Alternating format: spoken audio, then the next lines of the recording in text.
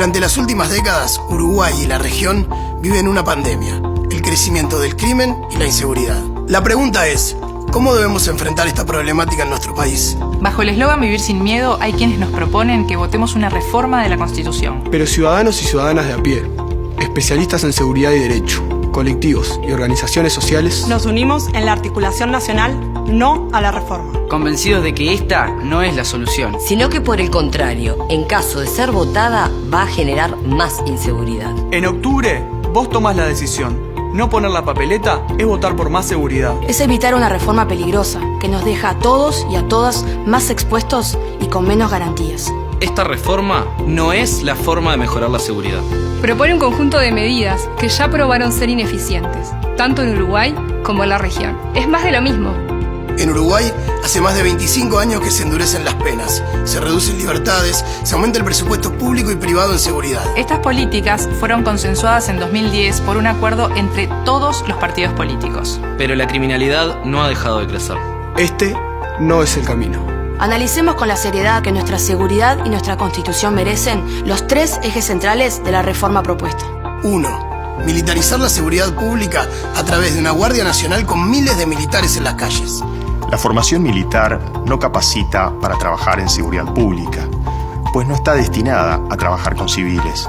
Muy por el contrario, su función es la tutela de la soberanía nacional y en hipótesis de enfrentamiento armado. Es por ello que la actividad de militares en seguridad pública nunca es aconsejable. Cuando ello ha ocurrido, las consecuencias han sido nefastas. Vulneración de los derechos de todos, pero especialmente de los más pobres.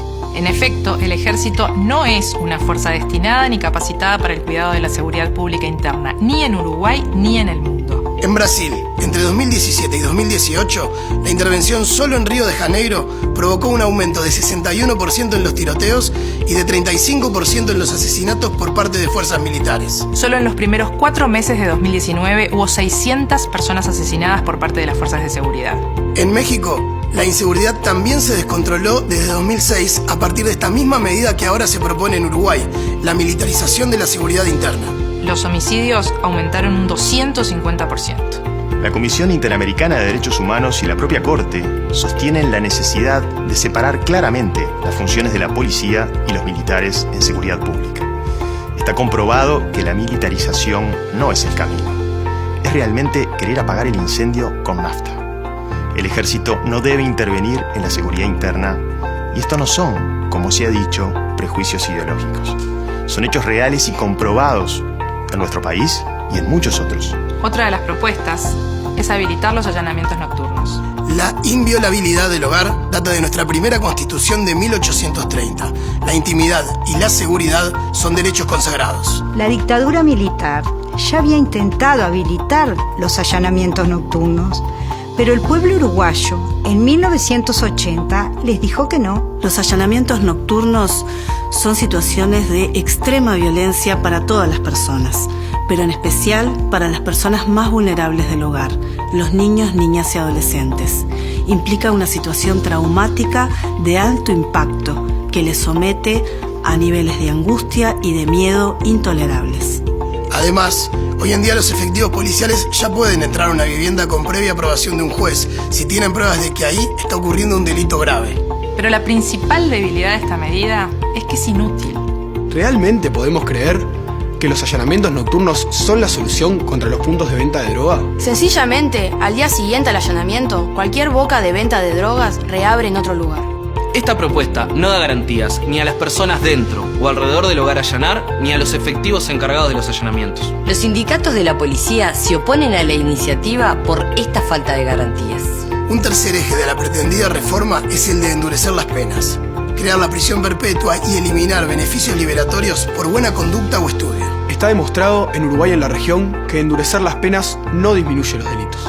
Debemos mejorar las cárceles. Cárceles pequeñas, vivibles y controlables y espacios comunitarios, posibilidades reales de trabajo y estudio para la reinserción social. Trabajar más y mejor para aumentar las oportunidades de rehabilitación y reinserción social de su población. Endurecer las penas, someter a las personas a años de reclusión, profundiza los daños, aumenta la desesperanza y somete a las personas a espirales de violencia y exclusión, porque la violencia genera más violencia. Las cárceles deben dejar de ser instrumentos de sufrimiento y fábricas de delincuentes. Debemos bajar los índices de reincidencia. Necesitamos que las personas que cometieron delitos tengan oportunidades reales de reintegrarse en la sociedad.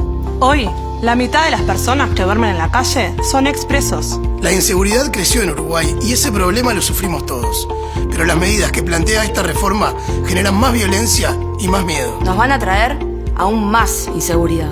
Esta reforma no es la forma, porque no resuelve nada del fondo de la problemática. Al contrario, empeora la situación. Los ejemplos a seguir en políticas de seguridad no son Brasil, México o Chile, sino Finlandia o Suecia, con prisiones modelo, con programas de estudio y trabajo que han disminuido el crimen. Para mejorar la seguridad necesitamos seguir mejorando la inteligencia y la formación policial. Investigar y atacar las rutas de financiamiento del narcotráfico. Debemos ocuparnos de las víctimas del delito, que este proyecto de reforma ignora, atacar la desigualdad y las demás causas del crimen. Debemos generar oportunidades, nuevos sentidos de ser y estar en una sociedad basada en el respeto de los derechos humanos.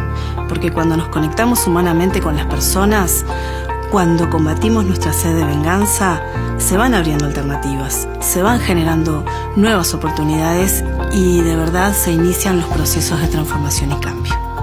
Precisamos políticas integrales de prevención del delito y de egreso del sistema penitenciario. Al miedo le ganamos trabajando por una sociedad más justa.